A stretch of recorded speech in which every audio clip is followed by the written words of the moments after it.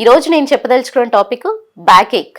Back pain in pregnant women లో చాలా మంది బ్యాక్ పెయిన్ అని చెప్తారు. తర్వాత కూడా డెలివరీ అయిపోయిన తర్వాత కూడా చాలా మంది బ్యాక్ పెయిన్ అని చెప్తారు. సో ఈ యాక్చువల్లీ ప్రెగ్నెంట్ ఉమెన్ కి బ్యాక్ పెయిన్ ఎందుకు ఎక్కువగా వస్తుంది? సో వాళ్ళు ఏం చెయ్యాలి? బ్యాక్ పెయిన్ రాగానే మెడిసిన్స్ తీసుకోవచ్చా? మేము తట్టుకోలేకపోతున్నాం మేడం, పడుకోలేకపోతున్నాం, నిద్ర రావట్లేదు, ఇలా చాలా మంది మోస్ట్ కామన్ కంప్లైంట్ ఇది. ఎవరైతే ప్రెగ్నెంట్ ఉమెన్ ఉంటారో వాళ్ళల్లో యూజువల్లీ ప్రెగ్నెంట్ ఉమెన్ ప్రెగ్నెన్సీ నిలబడగానే ఏమవుతుంది, వాళ్ళల్లో వెయిట్ గెయిన్ అంటూ అవ్వడం జరుగుతుంది.